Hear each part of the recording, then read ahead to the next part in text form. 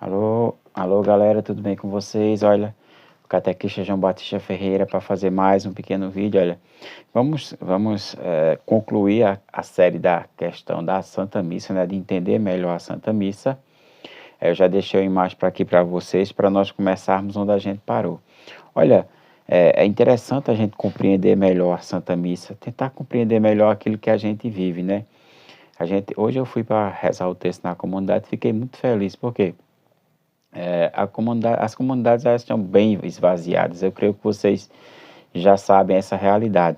Mas hoje tinha duas crianças de 7 e 8 anos que estavam rezando, bem interessante. Se elas permanecerem e forem catequizadas, de alguma maneira elas vão brotar frutos dentro da igreja, né? Porque a gente sabe que dentro da igreja tem muita gente, minha gente.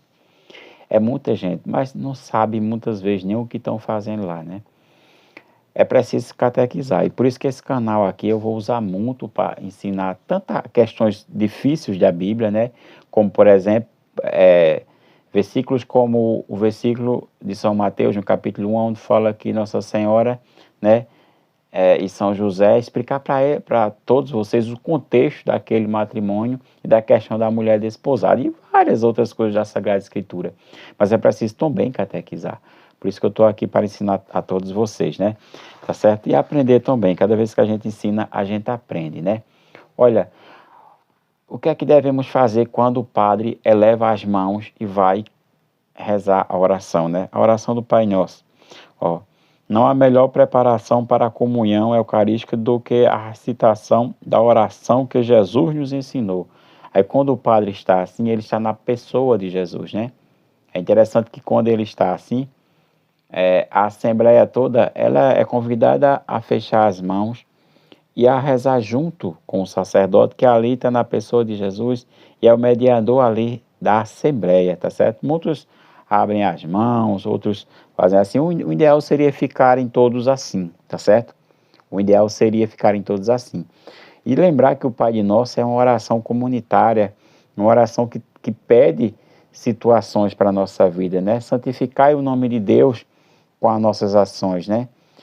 Para nós perdoarmos o nosso irmão, clamar a Deus o pão de cada dia, principalmente a Eucaristia. É uma oração completa e fervorosa, não é à toa que ela é repetida por aquelas pessoas que vão à missa, né? Todos os dias ela é repetida na missa, e em todos os momentos que a igreja celebra o Santo Terço, o Santo Rosário e outras situações. É muito importante o Pai Nosso, né?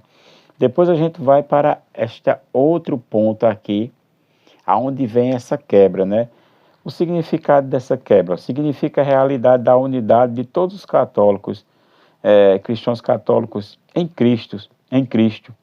Embora estejamos em lugares diversos, formamos um único corpo, o corpo eclesial do Senhor. Aqui São Paulo vai explicar na sua carta aos Coríntios, no capítulo 10, verso 17. Embora sendo muito, comungamos do mesmo pão. E é este um dos significados, né? O celebrante agora, depois que ele faz isso, ele vai colocar um pequeno pedacinho da Santíssima Eucaristia dentro do cálice, né? Já benzido, né? O sangue de Jesus. Ó. O sacerdote parte o pão. Foi ao partir do pão que os discípulos reconheceram Jesus após a ressurreição. Significa que formamos um único corpo, a igreja.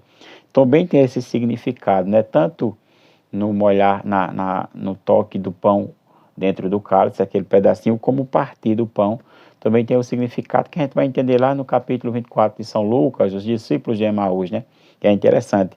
Quando o sacerdote quebra o pão eucarístico, né? Que ali era para todos da missa, encontrar-se com Jesus, né? Ver Jesus ali de fato, depois da consagração.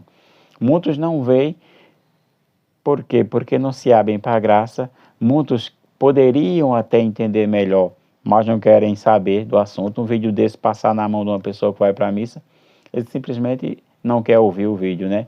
Se ele ouvisse o vídeo, ele ia entender bem melhor o que significava, né? Nesse quebrar do pão, né? O sacerdote, ele vai e ali ele recebe, ele próprio, né? O corpo de Cristo, né? O sacerdote, ele é o único que pode receber, né? Com suas próprias mãos o corpo de Cristo, porque ele é o sacerdote ali, né?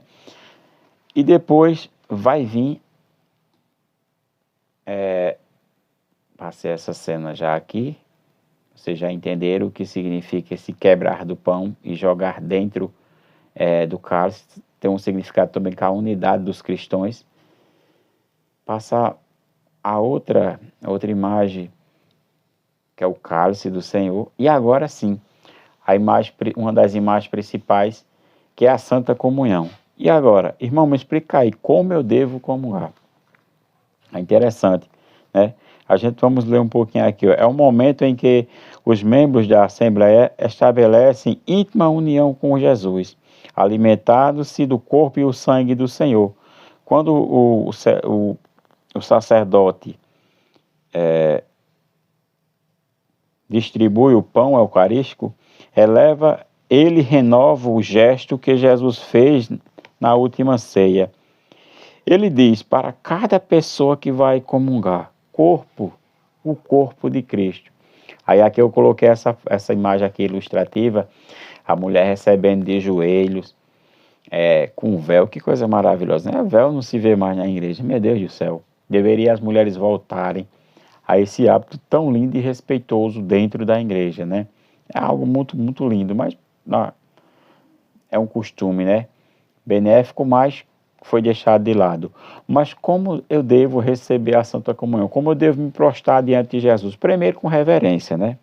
Reverenciar o nosso Senhor. E aí tem 3 maneiras que você pode receber a Santa Comunhão. Você pode receber a Santa Comunhão como esta mulher está aqui, de joelhos e na boca. Você pode receber a Santa Comunhão em pé e na boca, sem você tocar na Santa Comunhão, seria o ideal, mas também a igreja hoje permite que você receba o corpo do nosso Senhor, geralmente na mão, você faz um tronozinho com a mão esquerda e aí você eleva a sua boca e você vai e com a mão direita você coloca o corpo de Cristo na sua boca. Essa é a última opção das 3, né? A última é um pouco meio afubangada, como se diz, mas é válido, a igreja permite, né? Mas lembremos, de joelho na boca, em pé na boca, ou então o sacerdote ou o ministro da Eucaristia vai colocar na sua mão esquerda, você vai fazer um tronozinho para Jesus, e aí você vai colocar Jesus eucarístico na boca. E sempre aquelas palavras, né? Corpo de Cristo, amém. Corpo de Cristo, amém. Tá certo? Depois tem que ter a ação de graças, minha gente. A ação de graças, né? Antes da bênção, aqui tem um padre, né? O padre Robson, né? O polêmico padre Robson dando a bênção. Mas antes tem que ter a ação de graças. O que é a ação de graças? É você e eu conversarmos com Jesus. Muitos recebem o corpo de Cristo e saem falando com uma pessoa, com outra. Não é assim, tá certo?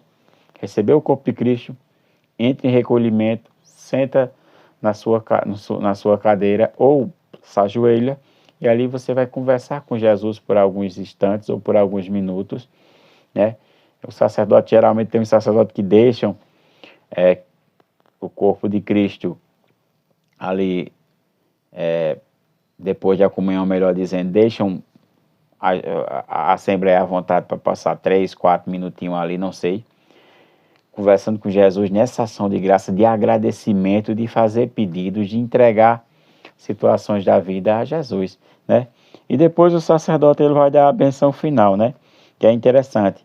Aí está o padre Robson levantando a mão, ele convida todos a ficarem em pé, né? Tem algum significado, né? Assim como a liturgia da Trindade, a bênção termina sempre com a invocação do Pai, do Filho e do Espírito Santo. Repare que a missa toda ela é trinitária, né? É sempre começando com o Pai, o Filho e o Espírito Santo e vai terminar com o Pai, o Filho e o Espírito Santo, né? A comunidade acolhe o dom de Deus, sua presença transformadora que estimula, protege e sustenta a nossa caminhada na fé. O sacerdote despede-se da Assembleia dos Fiéis dizendo: ide em paz e que o Senhor vos acompanhe. E aí termina a Santa Missa, termina no sentido litúrgico, mas a missa ela não se termina. A missa significa justamente essa palavra missão.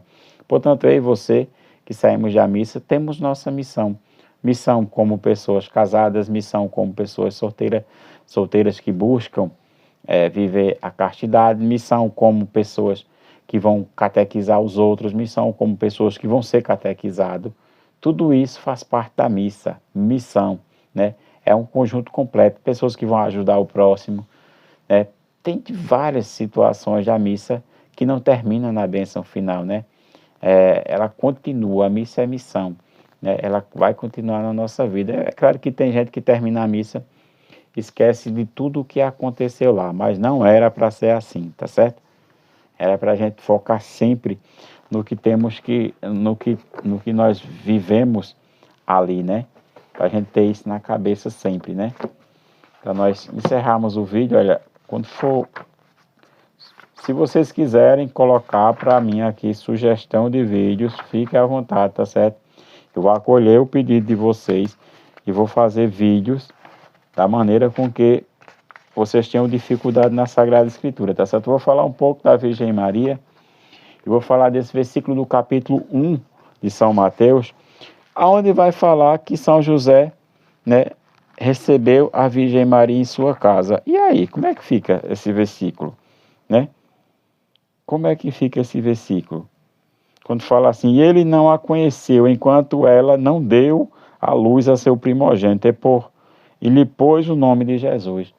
Eu vou dar um significado aqui maravilhoso para vocês sobre esse versículo. Olha só, eu posso falar de qualquer versículo do Novo Testamento, principalmente dos Evangelhos, algumas cartas de Paulo. Eu posso dar o significado de vários para vocês aqui.